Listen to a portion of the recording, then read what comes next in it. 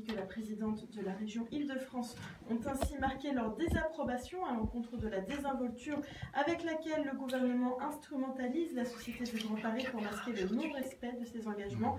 Le changement du calendrier du Grand Paris Express n'a pas fait l'objet d'un débat entre les élus et l'impact sur les territoires d'Île-de-France et les habitants sera considérable. Retard de plusieurs années de travaux de lignes indispensables au désenclavement de la banlieue, ralentissement de nombreux projets d'aménagement urbain et surcharge des infrastructures existantes.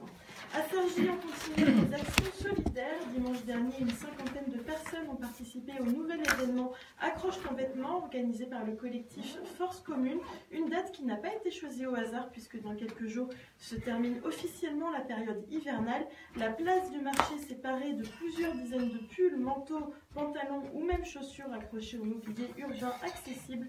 Un petit mot indique que les vêtements sont à la disposition des sans-abri et aussi à toutes les personnes dans le besoin. Il s'agit de la deuxième action solidaire de ce type mise sur pied par le collectif. Aujourd'hui, ce processus s'est largement diffusé et a été repris aux quatre coins de l'Hexagone comme à La Rochelle ou à Limoges. Nous nous rendons à Garges-les-Gonesse maintenant où une pétition circule pour l'entretien du cimetière. Elle a été lancée mi-février sur la plateforme internet mesopinions.com et a déjà réuni plus de 1100 signatures. Elle réclame l'entretien d'un lieu de manière permanente et irréprochable. Malgré des allées propres et des concessions fleuries, quelques sépultures semblent effectivement peu entretenues. Selon Maurice Lefebvre, le maire de la ville, l'entretien est parfaitement réalisé. Il rappelle que c'est aux habitants de prendre soin des concessions. Une réaction qui ne satisfait pas Hussein Mokhtari, le conseiller municipal d'opposition du Parti Socialiste. Un peu de sport maintenant dans le Val d'Oise. Dimanche 1er avril aura lieu la 55e édition Paris-Vallon-Goujard, une épreuve cycliste ouverte aux catégories 2, 3 et junior. Un itinéraire de 123 km² 600. 36 communes du Val d'Oise verront la course se dérouler avec les traditionnelles difficultés. Le départ aura lieu à 9h au parking de l'étang Godard à Saint-Leu-la-Forêt. Arrivée prévue vers 12h30, route de Livilliers, côte des Deux Arbres à Vallon-Goujard, une organisation Hermont-Aubonne-Saint-Prix cycliste. Nous terminons ce flash avec une conférence. Cergy-Pontoise, une ville nouvelle emblématique du Grand Paris, c'est le nom de cette conférence débat qui aura lieu demain. Elle sera suivie pour ceux qui le souhaitent d'une balade urbaine dans la ville nouvelle. C'est demain dès 9h15 aux archives départementales du Val d'Oise à Cergy. Merci beaucoup Solène, nous vous retrouverons à 12h15 pour d'autres informations valdoisiennes. C'est mardi aujourd'hui, 27 mars 2018 et dans un instant c'est le bar de l'économie comme tous les jours de la semaine, 9h-10h.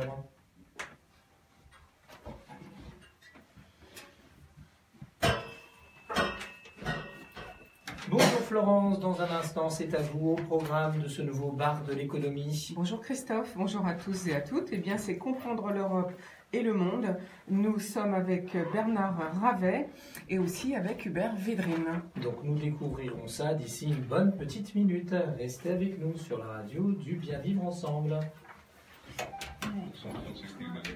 Et des infos avec des villes imprononçables. Ouais, c'est marrant, des fois tu dis pas une fois, à 2-3 reprises, en fait, t'arrives pas. Moi je trouve qu'elles sont très bien vos infos Solène, c'est super. Mais non, mais là, le nom de cette ville. Goujard, elle n'a pas réussi à le dire tout à l'heure et elle refait encore la faute. Alors un petit moyen. Mais c'est rien. Non mais Solène, quand vous le décrivez, il faut séparer les syllabes. Faire un espace entre les syllabes. Et là vous allez voir, à l'écrit, quand on lit, ça marche beaucoup mieux. C'est comme ça que je fais pour tous les noms difficiles. Et ben maintenant, je n'ai plus de butée. Quand je bute, c'est parce que je vais trop vite à lire. Ou alors qu'on a la gorge sèche. Voilà. Allez, c'est à nous. Bonne journée. Merci. À vous aussi.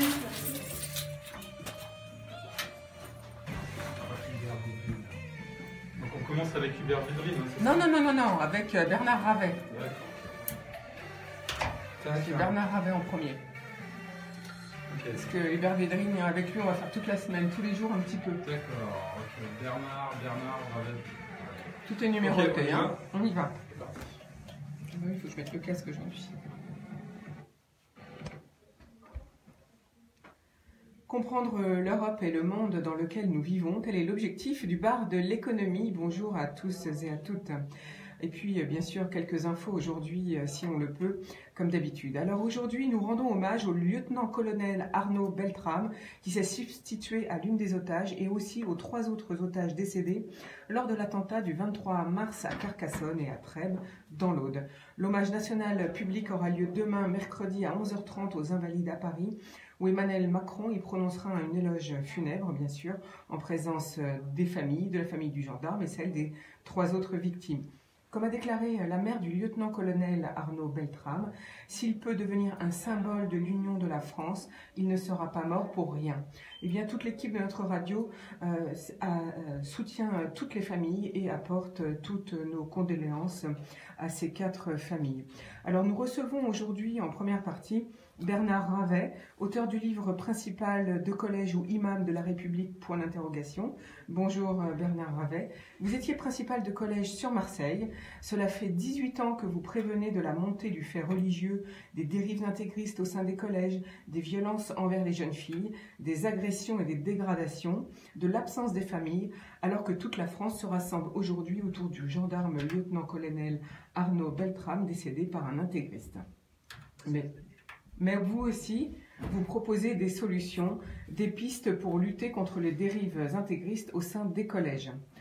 En seconde partie, aujourd'hui, nous poursuivrons l'entretien entre Hubert Védrine, ministre des Affaires étrangères de 1997 à 2002, et Pascal Boniface, directeur général de l'Institut de Relations internationales et stratégiques.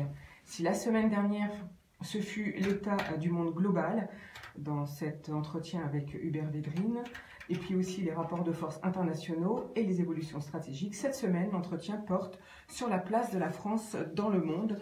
Nous distillerons cet entretien, la suite de cet entretien, tous les jours cette semaine.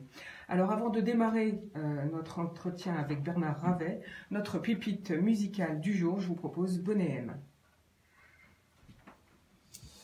Bonnet M, une chanson des années 70-77, car apparemment la technique ne monte pas en machine. Donc peut-être qu'on peut passer... Oh.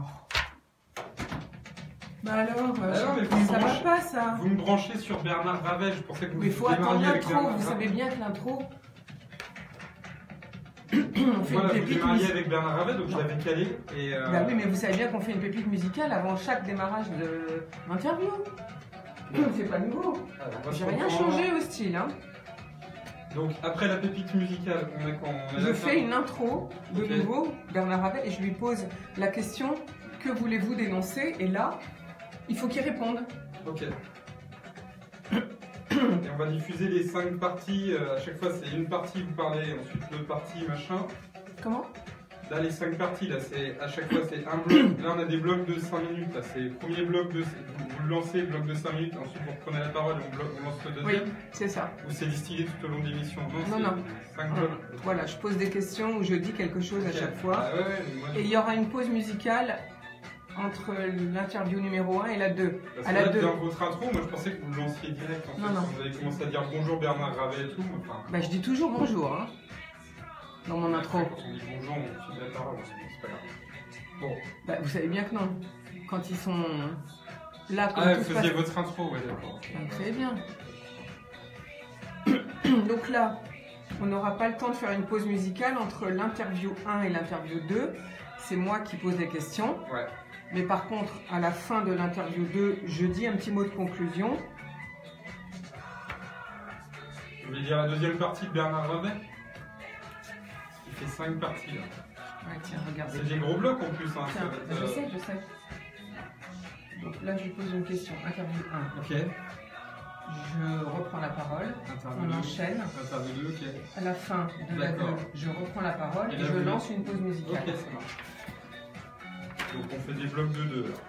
On va faire des blocs de 2. Ça marche. Ça je dégage.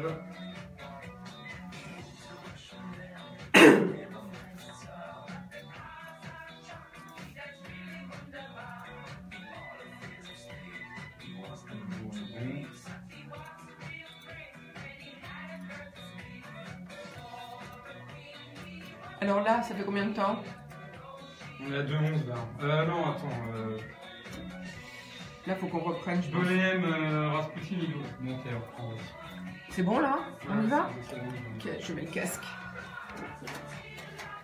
Donc là, on fait les 2 premiers blocs de Bernard Ravet. Et ensuite, on lancera le titre Harry Styles. Voilà. Ok, ça marche. On est parti.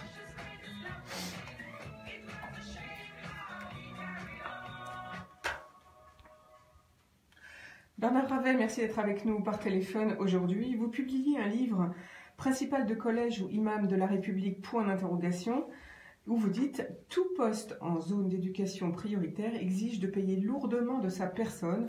On y vieillit 2 fois plus vite qu'ailleurs. » Vous racontez vos 15 années passées dans les établissements de la cité phocéenne classée ZEP, sans tabou d'ailleurs, avec humour aussi, à travers un poste d'observation imparable, la cantine.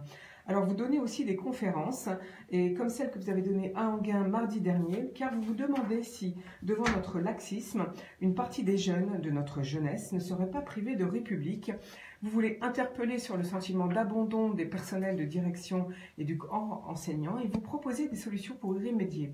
Mais qu'est-ce que vous voulez dénoncer ? Qui, depuis les années 2000, se dégrade progressivement dans certaines banlieues, mais pas qu'à Marseille,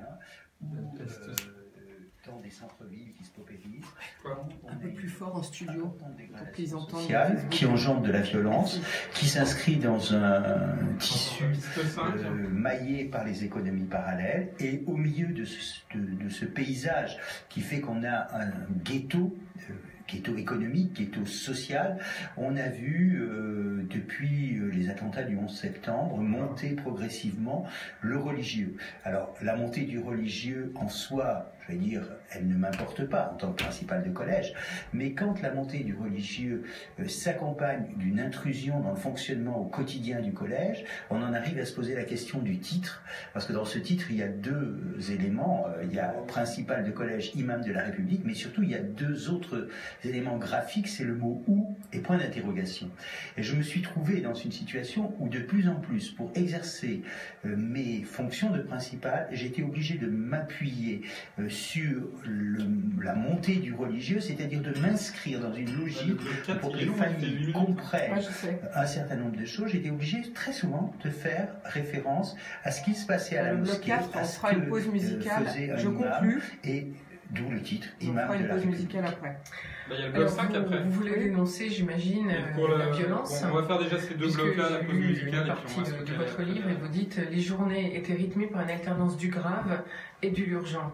Qu'est-ce que vous voulez dire ? Si vous voulez, dans ce type de collège, quand vous êtes formé pour être principal de collège, vous gérez un quotidien, vous gérez une administration qui, j'allais dire, est peu impacté par son environnement social, par son environnement familial. Or là, on est dans des quartiers qui sont d'extrême pauvreté, où la violence est présente à l'extérieur, mais parfois à l'intérieur, où les élèves sont eux-mêmes objets de violence. Je pense aux filles en particulier. Je décris un certain nombre de situations particulièrement violentes, des phénomènes d'inceste, des phénomènes de viol, et si vous voulez, le collège est le réceptacle, parce que comme c'est dans ce qu'on a coutume d'appeler les territoires perdus de la République, c'est la seule institution qui reste. Donc les jeunes filles qui sont victimes de maltraitance, par exemple, à qui elles viennent se confier, c'est parfois à l'infirmière, c'est parfois à l'assistante sociale, mais comme je le décris aussi dans le livre, un collège, c'est une équipe éducative, et ça peut être aussi une femme de ménage qui a su entretenir des relations avec les élèves et qui, au détour d'un couloir, va se voir être celle à qui on se confie et qui va, j'allais dire après, orienter la jeune fille en question pour cet événement-là vers l'assistante sociale. Mais vous voulez dire qu'après, personne ne s'occupe de cette jeune... On ne peut pas aider cette jeune fille C'est-à-dire qu'on est... Si je prends l'exemple que vous avez... Dans l'exemple que j'ai situé, on est dans des quartiers, malheureusement, où le tissu des centres sociaux, parce que ce sont des quartiers de centre-ville qui n'avaient pas d'équipements sociaux il y a 50 ans, il n'y avait pas de centres sociaux. Dans les quartiers nord, on a encore des centres sociaux, des associations. Là, on est dans des quartiers qui se sont paupérisés et, j'allais dire, il n'y a pas de structure structuration de la prise en charge. Alors bien sûr, quand la jeune fille s'est confiée à l'assistante sociale la met dans les réseaux adéquats, que ce soit le service de protection de la jeunesse du Conseil général, que ce soit l'autorité judiciaire, que ce soit dans les cas de jeunes filles qui se retrouvent enceintes, le planning familial, voilà. Donc un ensemble, si vous voulez, le collège est à la fois un lieu de rejet du quartier, parce qu'il représente les formes d'autorité, mais c'est aussi un lieu de protection de cette jeunesse. Et quand je parle de cette jeunesse privée de République, ce qui me paraît important, c'est de dire aujourd'hui, on a quand même dans certains quartiers des phénomènes, j'ai parlé de la montée du religieux, mais plus que la montée du religieux, à l'intérieur de la montée du religieux, on a la problématique de la montée d'un religieux intégriste, d'un religieux qui met la loi de Dieu avant la loi des hommes. D'écoles coraniques qui prônent la charia. Si vous voulez, dans le livre, nous sommes en 2004. On n'aura pas le temps de passer tous les titres, c'est ce qui se passe autour d'une mosquée du centre-ville de Marseille, qui fait du prosélytisme via les associations d'aide aux devoirs. Je rencontre les renseignements généraux, la DGSI n'existait pas. Et qu'est-ce qui se passe dans cette rencontre? Dans ces cas-là, au lieu de mettre Aristide, on mettra Gênes plutôt. Salafiste, effectivement, on le connaît, on connaît telle association d'aide aux devoirs. Nous sommes en 2004. Cette mosquée vient d'être fermée en novembre 2018 et il y a quelques semaines, une commission décide l'expulsion de cet imam.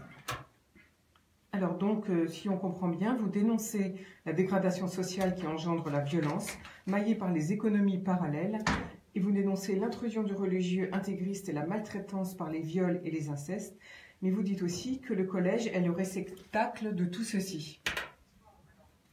Se dire qu'il y a quand même de l'espoir et que depuis les attentats de ça parce que l'intro de Aristide elle est super longue. Déclencheur pour justement faire jaillir cette lueur.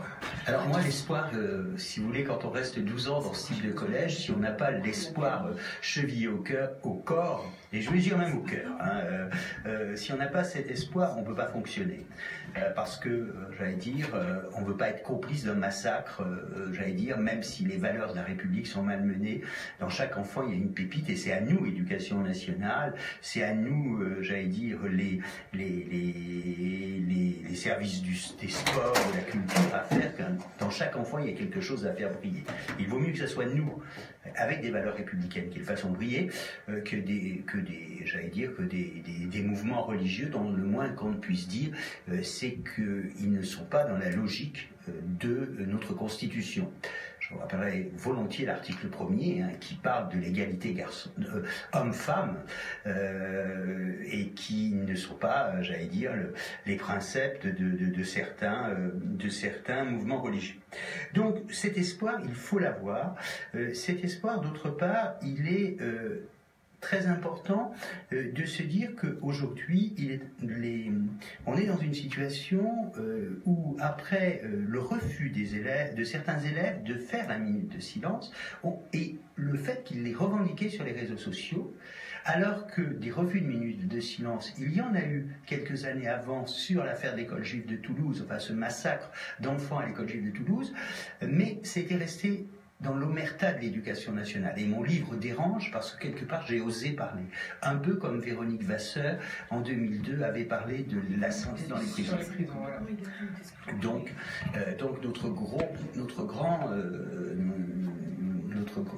ce qui est intéressant, c'est que l'éducation nationale s'est posé la question d'essayer de comprendre pourquoi il y avait eu ce refus de Je suis Charlie, et j'allais dire on est dans une deuxième génération de réactions, et j'allais dire sans faire de la politique, mais aujourd'hui je pense que le ministre actuel a pris bras au corps de poser le problème de la laïcité, de le remettre sur la table, comme j'allais dire, au plus haut niveau de l'État, quand le Premier ministre fait son discours sur la déradicalisation, il cite mon ouvrage ouvrages, comme il en cite d'autres, qui montrent qu'il y a une réalité de terrain et qu'il faut la prendre en compte, il ne faut pas la laisser aux oubliettes. On ne peut plus faire comme si. Je crois qu'aujourd'hui, quand on voit aussi le nombre de jeunes radicalisés, on se pose la question, en amont, c'est... avant de se poser le problème de la déradicalisation, qu'est-ce qu'il faut faire pour prévenir cette déradicalisation? Et alors, moi, mon approche qui est de dire, il y a deux choses. Il y a ce que fait l'éducation nationale, c'est-à-dire se poser le problème de la formation des profs, se poser le problème de l'enseignement du fait religieux, et en particulier de toute la difficulté, comment parler que la vision intégriste de certains mouvements radicaux islamistes, ce n'est pas l'islam, c'est une dérive, au même titre qu'on peut parler de dérive de certains mouvements intégristes liés au protestantisme qu'on voit apparaître aux USA, par exemple. Là, je crois que c'est dans la même logique. Donc ça, c'est l'éducation nationale. Je crois qu'il faut que l'éducation nationale soit ferme dans ses bottes, droite, et qu'elle soit capable de dire oui, le religieux reste à l'extérieur, puisque certains élèves disent « Ah mais madame, nous, si on ne respecte pas la loi de Dieu, on est des mécréants », et que au collège, le règlement intérieur, c'est pas Dieu qui l'a écrit, c'est bien les hommes. Donc il y a ça, il y a cette posture de l'éducation nationale, il y a aussi la formation des maîtres. Alors Bernard Ravet, ce qui est important, on a bien compris, c'est que vous dites que l'État a pris conscience de remettre le problème de la laïcité sur la table, et ce, au plus haut niveau de l'État. Avant de poursuivre, je vous propose une petite pause musicale. Voilà, avec des marquettes.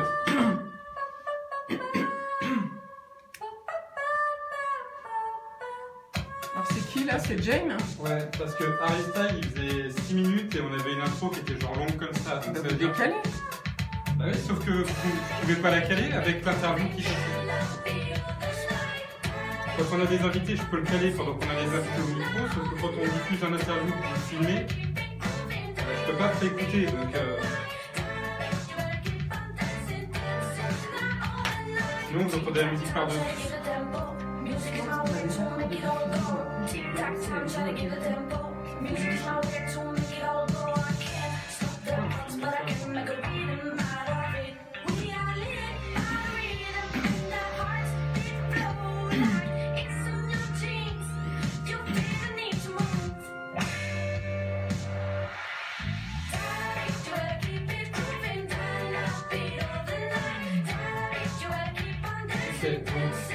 Là, on fait la 1 et le 2.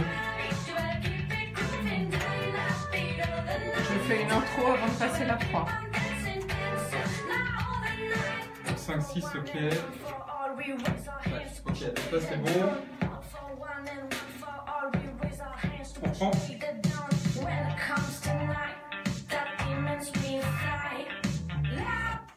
Nous sommes sur IDFM, vous venez d'écouter Jane avec Dinah Beat, son dernier titre. Alors nous sommes avec Bernard Ravet. Vous disiez, Bernard Ravet, qu'il faut se poser le problème de la formation des profs, de l'enseignement du fait religieux, que la vision intégriste de certains mouvements, ce n'est pas l'islam, c'est une dérive et qu'il faut lutter contre cette dérive. Je pense que tout le monde est d'accord là-dessus, donc nous sommes dans un problème d'éducation. Que peut-on faire pour aider les familles? Donc l'éducation, il n'y a pas que l'éducation nationale. Il y a bien sûr les familles. Et il faut quand même savoir que certaines familles sont, dire, de toute bonne foi, envoient leurs enfants à de l'aide aux devoirs ou à des écoles coraniques, ou comme on envoyait les enfants à l'école du dimanche chez les protestants ou au catéchisme chez les catholiques, et que certaines de ces écoles coraniques vont bien au-delà de la croyance des parents. C'est-à-dire que c'est aussi une démarche d'entrisme dans les familles. Donc les familles, c'est quelque chose d'important, donc il y a un problème de les éclairer sans les stigmatiser. Et c'est ça l'exercice difficile. Alors justement, mon autre question, c'était comment peut-on faire pour aider ces familles, que vous dites au mieux d'ailleurs absentes, voire fracassées, ça c'est vous qui le dites, mais en même temps on se rend compte que dans toutes les couches de la société, il y a de moins en moins de parents qui font l'effort de la transmission ou de l'éducation telle que vous l'entendiez il y a 30 ou 20 ans. Alors, ce que je pense qui est important, c'est qu'au niveau des familles, on ait une vraie politique de ce que j'appellerais la main tendue ou la porte ouverte. C'est-à-dire qu'il faut... vous savez, on a des familles qui sont des familles souvent issues déjà eux-mêmes, qui sont de la deuxième génération, qui sont des familles qui ont pas forcément été dans le circuit de la réussite scolaire. Donc je crois qu'il faut insister très fort que c'est pas parce que une personne n'a pas été un bon élève que ça se transmet. Je crois qu'il faut aussi cultiver l'espoir. Par exemple, sur les problèmes d'orientation de fin de troisième, il faut associer au maximum les familles. Il faut éviter, en particulier sur les filles, où souvent on dit « Oh non, mais pas besoin d'aller au bac, un CAP suffit. » Et non, si votre fille est une bonne élève, c'est pas parce que le grand frère ou vous-même n'êtes pas allé au bac qu'elle ne peut pas aller au bac. Alors moi, je mise très fort quand je fais des conférences, quand j'essaye de parler de ce livre. Je ne parle pas du livre pour le livre. Ce qui m'intéresse, c'est justement cette jeunesse et c'est l'espoir qu'on peut avoir. Je crois qu'il faut miser très fort sur les filles, parce que je pense que c'est d'abord les premières victimes. On commence, j'allais dire, à le dire publiquement, et tout ce qui se passe aujourd'hui, la libération de la parole sur la condition de la femme est quelque chose qui, moi, me paraît fondamental. C'est des filles qui, elles-mêmes, acceptent leur rôle de victime. Moi, quand je me souviens de discussions qu'on a pu avoir avec certaines élèves, des petites filles, jeunes filles d'origine comorienne, qui, après le brevet, repartaient aux Comores et savaient déjà qu'elles allaient être mariées. Donc aujourd'hui, si on dit, alors d'autant qu'une partie des Comores est un département français, j'allais dire, il ne nous viendrait pas à l'esprit d'accepter le mariage forcé. Je crois qu'il y a une vraie mobilisation, et je parlais tout à l'heure des témoignages de mamans d'élèves qui se battent dans ces quartiers et qui disent les imams les plus radicaux font que les mères ne viennent plus dès l'école maternelle à l'école, qu'elles sont j'allais dire mises de côté, et plus grave, c'est que des petits garçons de 5 ans ne veulent pas donner la main à la maîtresse ou à la TSM parce que ce sont des femmes et que c'est contraire au principe. Donc je crois que si on dit que des enfants de 5 ans sont dans quelle partie là vous parlez, on parle, j'allais dire, laissez faire ça. Alors si on vous dit que c'est dans un pays étranger, vous aurez des amis bien pensants qui vont faire une manif devant l'ambassade du pays. Quand ça se passe ici, dans un certain nombre de quartiers en France, aujourd'hui, 14 minutes d'interview. C'est d'abord se poser le problème du législateur. La loi de 1905 est une bonne loi. Il y a une police des cultes en France, mais par contre, la loi de 1905 oublie l'éducation religieuse.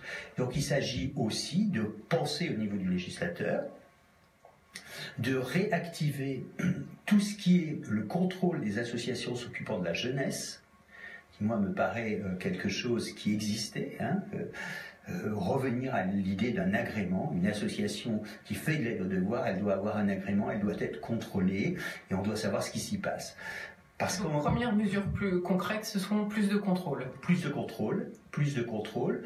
C'est un peu ce qui est en train de se faire sur l'ouverture des écoles privées religieuses qui sont hors contrat, parce que même si elles sont hors contrat, elles restent dans le cadre de la législation. Or, aujourd'hui, laisser se propager des discours qui sont contraires aux principes fondamentaux de notre Constitution, c'est un délit. Donc, je crois qu'aujourd'hui, on a autour de ça plus de contrôle. Bernard Ravet, donc je résume ce que vous nous dites. Donc il faut repérer les bons élèves pour faire prendre conscience aux familles que leurs enfants, et en particulier les filles, peuvent poursuivre leurs études. Donc vous proposez la première mesure concrète, c'est plus de contrôle, même pour les associations de suivi scolaire, et vous dites il faut faire des diagnostics territoriaux de laïcité. C'est bien cela ? Moi, quand il m'arrive de rencontrer des hommes politiques, certains ont souhaité me rencontrer. Je dis, mettons-nous autour d'une table dans les quartiers et faisons un diagnostic territorial de laïcité. C'est-à-dire qu'on croise les renseignements qu'ont les politiques, on croise les renseignements des gens dont c'est le métier, c'est-à-dire les services de renseignement, et les fonctionnaires des différentes administrations, que ce soit la police qui est présente par la DGSI, la justice, le juge pour enfants, l'éducation nationale, et, si vous voulez, on va arriver à savoir, parce que, j'allais dire, on a la chance d'avoir des services de renseignement qui fonctionnent. En 2004, on a été capable de me donner la cartographie des quartiers où j'étais, et telle association est liée à telle mosquée qui fait de l'aide aux devoirs, ou qui fait du soutien scolaire, ou qui fait de l'animation sportive, qui donne des cours d'arabe, etc. Et en partant de là, mes yeux, ce qui serait important, c'est de faire des diagnostics territoriaux de laïcité, et en partant de ce diagnostic, cartographie, c'est de dire, dans ce quartier-là, par exemple, les crèches, les crèches sont tenues par telle ou telle association, dont on n'est pas certain qu'elles soient les porteuses des valeurs de la République. Eh bien, on réinvestit, et là, c'est un choix politique, ça a un coût. Je pense qu'aujourd'hui, il faudrait arriver à faire un plan Marshall autour des valeurs de la République. C'est tout ce qui se passe hors temps scolaire. L'école n'a les enfants que 6 heures par jour, et maintenant, bien, dans beaucoup de villes, plus que 4 jours par semaine. Donc toute la problématique du mercredi. Alors il y a 10 ans ou 15 ans, on montait des projets pour pas que les gamins traînent dans la rue, pour pas qu'ils deviennent des délinquants le mercredi. Aujourd'hui, il faut aussi peut-être se poser la question, qu'est-ce qu'on offre comme activité qui fasse que on soit sûr que ces enfants aient des activités dans lesquelles les valeurs de la République soient portées. Et je crois beaucoup à la nécessité de réintroduire, on a la chance en France d'avoir un certain nombre, un paysage des associations et des fédérations d'associations d'éducation populaire, j'allais dire, et comment ces associations d'éducation populaire réinvestissent les quartiers. Alors c'est vrai que ça a un coût, ça a des choix. J'allais dire, est-ce qu'il vaut mieux déradicaliser ou prévenir la radicalisation? Alors, est-ce que également, vous auriez des idées de mesures concrètes à mettre en place dans les collèges ou dans les lycées? Alors, dans les collèges et dans les lycées, je crois qu'il faut très fortement travailler sur la problématique de l'éducation aux faits religieux, qui est dans les programmes, qui parfois est difficile à mettre en place parce que certains élèves contestent à une enseignante femme de parler du Coran, par exemple. Donc ça veut dire aussi comment on a une vraie stratégie qui peut être, et ça va peut-être choquer certains, qui peut être par exemple la réactivation d'un principe qui est prévu dans la loi de 1905, qui sont les aumôniers. Vous savez que la loi de 1905 permet à l'éducation, à l'armée, au monde des hôpitaux, à avoir des aumôniers. Et donc l'idée, c'est que par exemple, effectivement, dans un collège, une prof d'histoire géo, parce qu'elle sent que, j'allais dire, il y a une emprise de mouvements religieux intégristes, dit ça va être difficile. À ce moment-là, on fait venir pour parler de ça un prêtre, un pasteur, un rabbin et un imam. Et l'imam qui sera aumônier aura lui d'abord eu la formation pour. Il y a aujourd'hui dans les universités des diplômes sur le fait religieux, et ça sera peut-être intéressant, il aura peut-être l'argumentaire suffisant face à un élève qui lui dira oui mais à ma mosquée on m'a dit que à ma mosquée, on m'a dit que la loi de Dieu était supérieure à celle des hommes. À ma mosquée, on m'a dit que couper la main d'un voleur, c'était ce qu'il fallait faire. Ou de lapider une femme, comme disent les élèves, non pas adultère, ils ne connaissent pas le mot, mais qui trompe son mari. Voilà. Donc, je crois que c'est très important parce que je crois que on a une chance, c'est qu'on a une culture qui est issue des Lumières. Et je pense qu'il faut qu'on soit capable de faire de nos élèves des citoyens éclairés, c'est-à-dire nourris non pas au dogme, mais à l'interrogation. il ne s'agit pas de faire du frontal non plus, il s'agit d'avoir un vrai travail de pédagogie pour permettre à ces élèves de se questionner. Alors en France, dans nos collèges, on a l'éducation civique. Est-ce que c'est accepté? Tant que... Alors c'est accepté, non, pas par tous, puisque certains élèves refusent, arrivant avec le petit livre qu'on leur a donné, souvent, je le décris dans le bouquin, un petit livre qui est interdit en France, mais qui a quand même été distribué, et disent, ah mais non, mais madame, non, la loi de... Je reviens à ce que j'ai dit tout à l'heure, la loi de Dieu est plus forte que la loi, est supérieure à la loi des hommes, et si je respecte pas la loi de Dieu, ça en fait qu'elle soit supérieure, c'est pas important, mais pour l'enfant, on a des adolescents en construction, si je respecte pas ça, je suis un mécréant. Et donc, comment on peut faire pour aider ces jeunes? Eh ben je dirais que pour aider ces jeunes, il faut les sortir des quartiers. Il faut que on avait eu une belle expérience dans un des collèges que j'ai dirigé pour faire comprendre que, entre autres, à des enfants primo-arrivants, c'est-à-dire la première année où ils arrivaient d'un pays étranger, où ils découvraient notre langue, leur montrer que nous sommes dans une démocratie. La démocratie, pour nous, elle est innée, elle fait partie de notre ADN. Ce n'est pas le cas partout. Et donc c'est les sortir, leur montrer, les sortir du quartier, puisqu'on est dans un phénomène de ghettoisation. Et ça va très loin. Sur certains collèges, je pense qu'il faut peut-être ne pas avoir peur d'aller jusqu'au modèle américain, c'est-à-dire de fermer le collège qui est trop enclavé dans la cité et de répartir les élèves, quand on est en milieu urbain, de les répartir dans d'autres collèges. Après, il nous reste un seront, bloc. Pour être laïque, il faut être au moins 2. Puisqu'il faut qu'il y en... Bon. Alors on est parfois 2 entre celui qui croit et celui qui ne croit pas. Mais la laïcité prend tout son sens. N'oublions pas qu'elle est construite au début du XXe siècle, à la fin du XIXe, dans une troisième république qui essaye de construire un système de valeurs indépendant du monde de la religion. Et aujourd'hui, de 1905 à 2000, petit à petit, la laïcité est rentrée dans notre culture, et d'un seul coup, on a des profs qui ont été formés, alors même parmi les profs qui avaient... dans 2000 qui débutaient, on ne leur a jamais posé la question, dans leur formation, on n'a jamais posé la question, et si un élève conteste Darwin? Et si un élève refuse d'aller à la piscine parce qu'il faut se mettre en maillot de bain devant les garçons? Pour nous, c'était des choses acquises. Donc on est en phase de montée d'un courant qui est une régression au niveau de nos valeurs républicaines. Je ne porte pas de jugement sur le courant lui-même. Alors Bernard Ravet, je résume. Vous nous interpellez sur ce que vaut-il mieux. Alors on est d'accord, hein, vous dites c'est un choix politique, et vous dites aussi que vaut-il mieux, prévenir la radicalisation ou déradicaliser.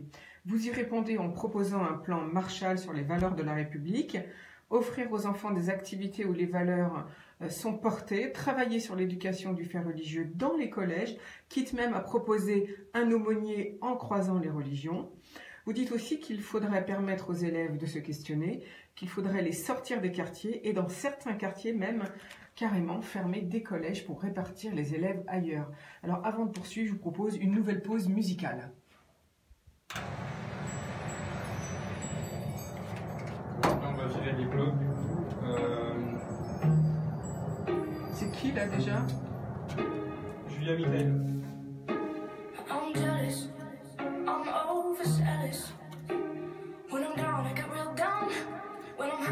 Ce que je veux dénoncer, c'est une...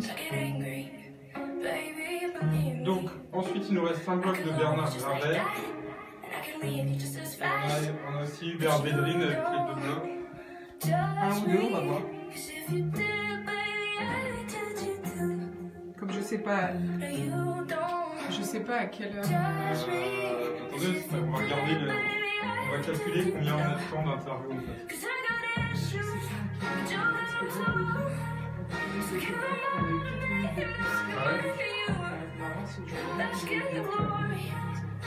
C'est automate, mais je vais demander à Franck. Là, il fait 6,47. 6,5. S'il pouvait le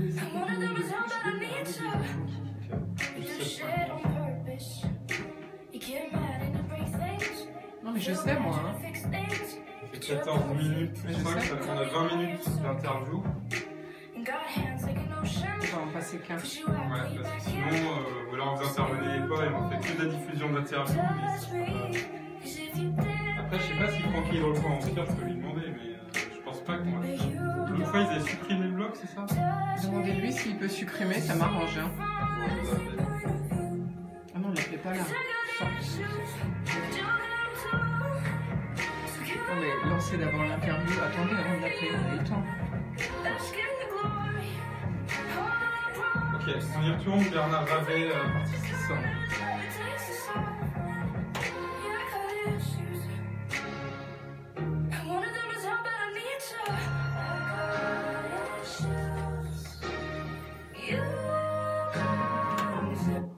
Nous sommes en compagnie de Bernard Ravet qui publie un livre sur principal de collège ou imam de la République.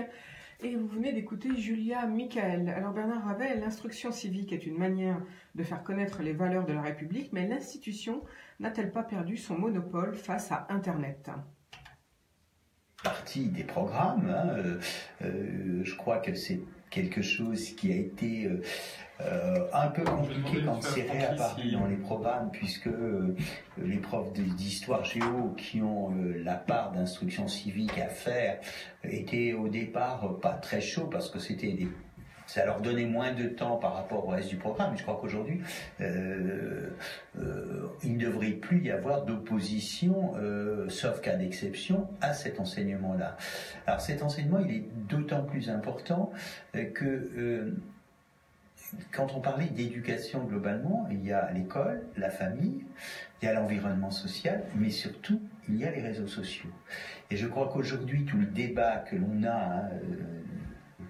cette semaine, on a des déclarations ministérielles autour des dérives d'Internet. Je crois que c'est aussi prendre en compte une réalité. Les élèves se fabriquent une opinion. Si on essaie de réfléchir à quelle est la fabrique de l'opinion chez un adolescent, c'est aussi les copains. C'est aussi les copains, mais c'est beaucoup les copains, mais c'est aussi les réseaux sociaux. Et je crois que aujourd'hui, notre posture d'éducation nationale, nous sommes une institution qui a perdu son monopole. Je vais dire en rigolant, il n'y a pas que la SNCF, nous aussi.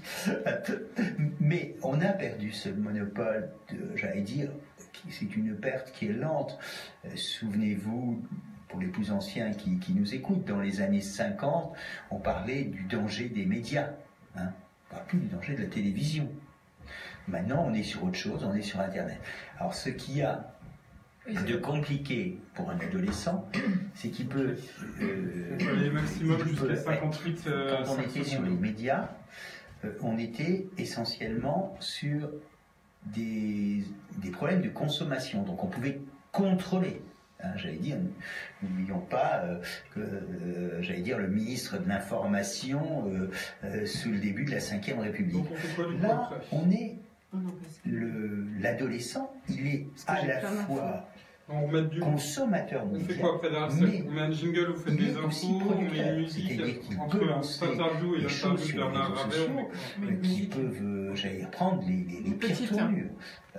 Et aujourd'hui, une des réflexions, par exemple, j'ai été sollicité au niveau réflexion par le nouveau président de la LICRA, Mario Stasi. C'est une des vraies réflexions, de dire aujourd'hui comment des propos racistes, des propos antisémites sont émis par des adolescents qui ne se rendent pas compte de la portée de ces propos, qui sont des propos répréhensibles. Mais pour eux, il y a cette espèce de banalisation par l'outil des réseaux sociaux. Oui, ou alors ils utilisent des mots où ils pensent des choses qu'ils trouvent sur les réseaux. Ils n'ont pas l'impact, comme vous avez dit, de la portée de ce qu'ils ont trouvé et des conséquences. Et ils n'ont pas non plus de référent dans leur famille pour expliquer, que la famille leur donne une explication. Est-ce qu'on n'aurait pas intérêt à l'école finalement, puisque c'est le lieu de rencontre de tous, de mettre des débats, parce qu'il y a certaines écoles qui projettent des films et qui font régulièrement des débats avec les ados justement, et ça peut-être ça aide aussi à l'ouverture. Alors je suis convaincu que l'école ne s'en sortira que si elle s'ouvre. Et faire débat, c'est une forme d'ouverture. Alors ça peut être un débat interne, ça peut être invité, je crois qu'on parle aussi beaucoup des problèmes de fabrication de l'imaginaire. Non mais c'est trop de toute manière. De toute façon je vais en distiller un tous les semaines pour qu'en plus tous les jours. Et que une des choses importantes, c'est de refabriquer de l'espoir, Je discutais ce matin avec un journaliste et par exemple c'est pas parce que on ne valorise pas assez les jeunes issus de ces quartiers difficiles, c'est dur de trouver les vrais mots, qui ont réussi. Je pense à un jeune homme d'entreprise marseillais. Si après mes infos on peut passer une musique, ce sera sympa. Qui a une belle réussite, qui s'appelle Slimani, Monsieur Slimani, qui acceptait, j'allais dire, de venir dans les collèges pour parler de comment lui, il était parti, j'allais dire, d'un petit magasin et qu'il était arrivé à faire une chaîne de magasins. Mais qu'est-ce qu'il disait toujours? Juste une phrase pour dire, j'ai pu le faire, parce que mes parents étaient analphabètes. Et vous annoncez Florent Pagny ou je lance dans la foulée? Tu ne manqueras pas à l'école, tu travailleras à l'école, parce que c'est comme ça que tu t'en sortiras. Et je crois que cette idée que l'école n'est pas l'ennemi, mais peut être l'ami d'une réussite, j'allais dire, c'est pas de l'angélisme, c'est quelque chose qu'il faut réintroduire. Et vous parliez de débat, je pense que effectivement, l'élève qui va nous dire la loi de Dieu est supérieure à la loi des hommes, il ne faut pas lui dire non, tu as tort. Il faut discuter, lui montrer autre chose et apporter et le faire évoluer. On avait fait dans un des collèges que j'ai dirigé un travail très très intéressant. On se posait la question de l'égalité garçon-fille. Et au lieu de faire un travail, j'allais dire, frontal sur l'égalité garçon-fille, on a travaillé avec une association qui fait de la vidéo, qui fait une télé locale, et les élèves ont dû écrire un scénario sur les scènes d'inégalité garçon-fille, mais le réalisateur leur a dit, attention, tous les rôles de garçons vont être tenus par des filles, et tous les rôles de filles vont être tenus par des garçons. Et on s'est trouvé dans une situation absolument géniale, où c'était devenu une situation comique. Mais j'allais dire, la femme chef d'entreprise qui recrute un homme d'entretien et qui le recrute que parce qu'il est un beau gosse, ça devient quelque chose de comique. Mais le fait que ça devienne quelque chose de comique, le message est passé.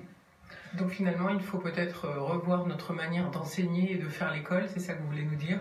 Oui, je crois qu'il faut sortir un peu de nos dogmes, se remettre en question, et puis surtout y croire.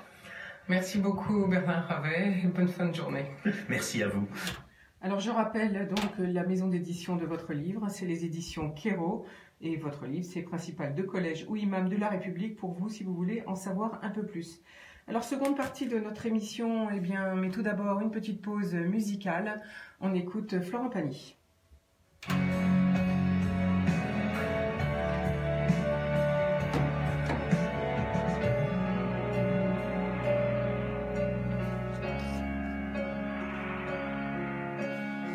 Passer la folie des grandeurs, l'envie de jouer les grands seigneurs. Passer l'ivresse, passer l'ardeur.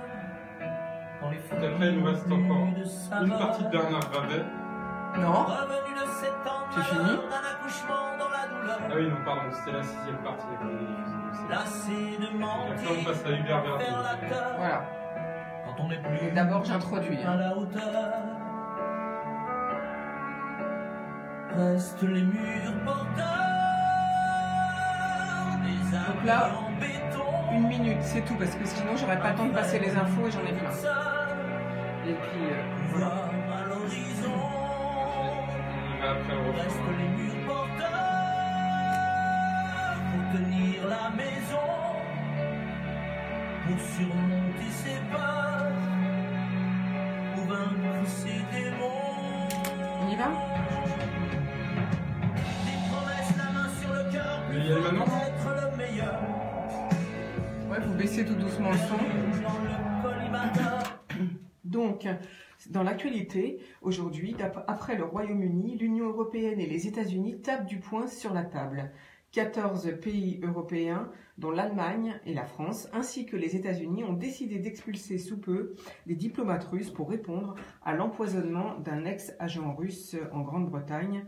Et donc l'Occident accuse Moscou. Le ministre des Affaires étrangères, Jean-Yves Le Drian, annonce que 4 personnels russes sous statut diplomatique devront quitter le territoire dans un délai d'1 semaine, décision qui fait suite aux conclusions du Conseil européen des 22 et 23 mars. L'attaque de Salisbury constitue une menace grave, a-t-il dit, à notre sécurité collective et au droit international, et le Conseil européen est convenu qu'il n'existait pas d'autres explications possibles que celle de la responsabilité de la Fédération de Russie. L'annonce française fait donc suite à celle des États-Unis qui expulsent 60 espions russes. Place maintenant donc à l'entretien entre Hubert Védrine, ministre des Affaires étrangères de 1997 à 2002, et Pascal Boniface, directeur général de l'Institut des Relations internationales, entretien que nous distillerons tous les jours de cette semaine. Et cette semaine, l'entretien porte sur la place de la France dans le monde. Védrine évoquait la semaine dernière les rapports de force internationaux. Nous allons cette semaine aborder la place de la France dans le monde. Au cours de la campagne électorale qui a conduit à son élection comme président de la République, une sorte de surprise, Emmanuel Macron s'est à plusieurs reprises référé au gaulo-mitterrandisme. Que vous avez un concept que vous avez créé, vous avez travaillé longtemps. 7-30, vous êtes à peu près le seul à avoir travaillé au cours des 2 mandats avec François Mitterrand du début à la fin. Donc, en plus, il va être coupé. Comment qualifieriez-vous le gaulo-mitterrandisme? C'est au début du premier septennat de François Mitterrand que, de façon informelle, dans là, les pour le coup, il aurait fallu que je plutôt donnais faire des infos aux analystes diplomatiques et militaires en off, que j'avais commencé à employer cette formule sur les questions de dissuasion. À l'époque, c'est pas un concept qui s'applique à la politique étrangère en général. Bon, alors associer De Gaulle et Mitterrand, apparemment c'est un oxymore, mais il s'était beaucoup combattu. Mais étant donné que François Mitterrand avait décidé d'assumer, déjà avant son élection, les gens s'en étaient pas rendus compte, mais surtout après, les grandes lignes de la politique étrangère, mais surtout de la politique de dissuasion. Donc quand il l'a vraiment assumé, il m'a semblé qu'il y avait une continuité. Donc j'ai commencé à le dire et ça ne choquait pas vraiment sur ce point, hein, pas sur les autres. Oui, parce que rappelons que François Mitterrand s'était opposé à la constitution de ce qu'on appelait à l'époque la force de frappe, oui, la dissuasion nucléaire, et que ensuite il en était un ardent promoteur au point de dire lors d'une conférence ou d'une émission télévisée, la dissuasion c'est moi. Et il avait changé avant l'élection. En 78. Oui. Avant, il avait à partir du moment où les sous-marins étaient opérationnels. Et il avait dit on va pas noyer les sous-marins comme des petits chiens avant. Donc ça existe, ça compte. Donc son raisonnement avait changé par rapport à ça. En plus, il était dans la continuité sur un autre point, c'est qu'il était pour la dissuasion à la française au niveau minimum. C'est tout à fait opposé à toutes les fuites en avant des soviétiques ou des américains en matière de dissuasion.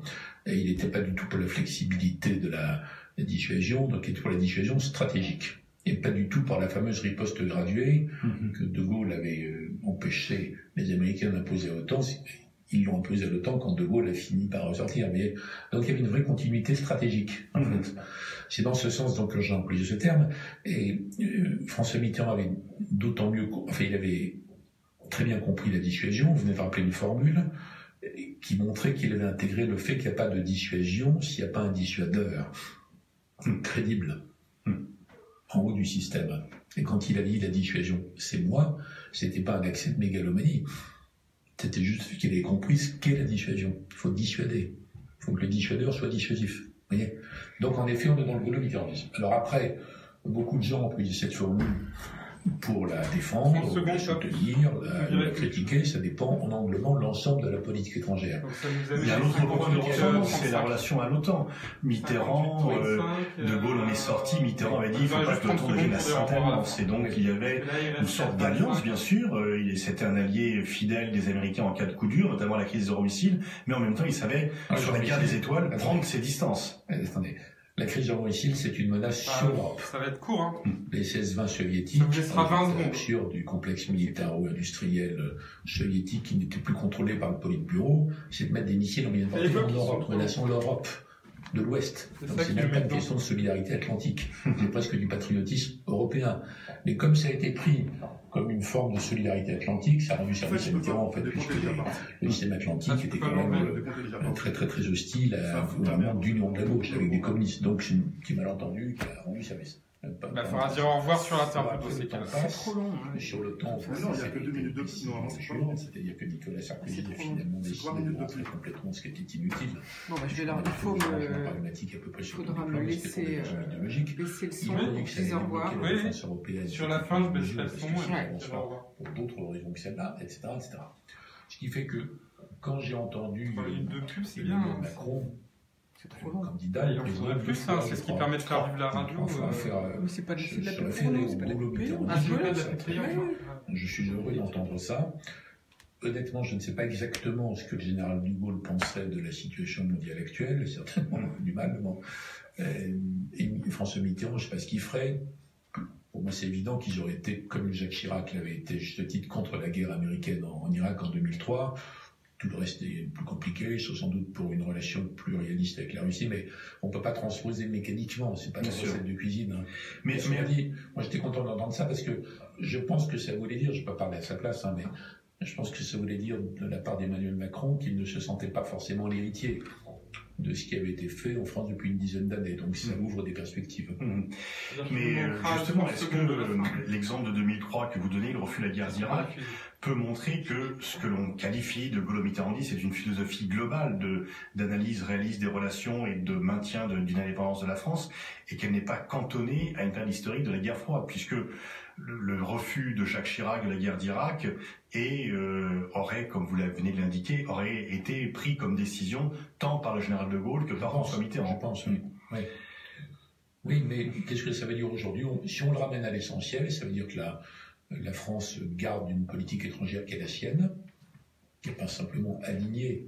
Une de mes autres formules, je ne vais pas faire la liste de mes formules, mais une des autres formules que j'employais beaucoup à l'époque pour expliquer notre politique par rapport aux États-Unis, c'était nous sommes amis, alliés, mais pas alignés. Tout le problème est là d'ailleurs, parce que pour la plupart des Américains, un allié doit être aligné. Je vous baisse à 30 secondes. À quoi sert-il? Donc il y avait un vieux débat historique. Donc aujourd'hui, ça veut dire une politique étrangère qui soit la nôtre, ce qui veut dire garder la capacité de la penser telle qu'elle. Donc il y a une question d'autonomie intellectuelle par rapport à ça, et puis après de la mettre en œuvre dans le monde réel, c'est compliqué. Bon, mais il y a une dimension mentale de ça c'est un peu érodé avec le temps. Et avec le temps ou avec les deux prédécesseurs d'Emmanuel Macron, est-ce que Sarkozy puis Hollande étaient un peu en rupture douce ou nette avec cette ligne? Eh bien, écoutez, nous poursuivrons demain cet entretien. Merci beaucoup Pascal Boniface et Hubert Védrine. En tout cas, chers auditeurs, on vous retrouve demain. On vous souhaite une excellente journée. Portez-vous bien d'ici là. Je vous embrasse. Et demain, nous aurons Philippe Sueur, maire d'Angers-les-Bains, qui nous parlera, entre autres, de l'agenda 21. Voilà. Surtout pas s'arrêter alors qu'on baisse l'interview.